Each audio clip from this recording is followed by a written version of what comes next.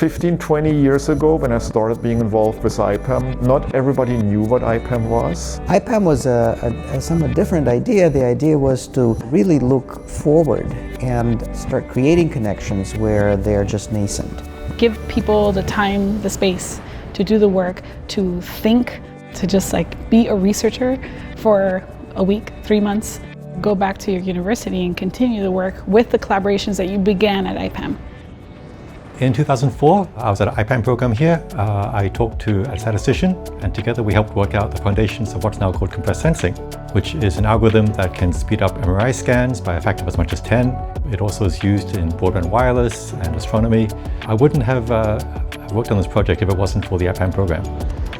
On arrival, I think what really struck me was kind of the people that were here.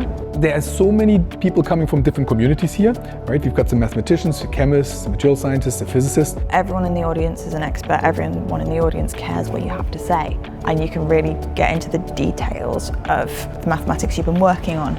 So I think for junior people, this is super valuable to learn, but also to create these collaboration networks of knowing other professors.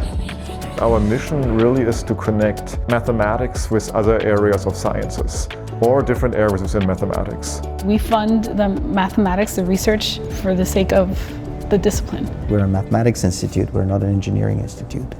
And so there's still years and years of hard work by people to take things that are being discussed at IPAM and then put them into something that is tangible. People are motivated to create batteries and things like this, and they create all kinds of math around it, and suddenly it turns out that it's useful for something else. But that's the beauty of it and the mystery of it. That's the beauty of mathematics.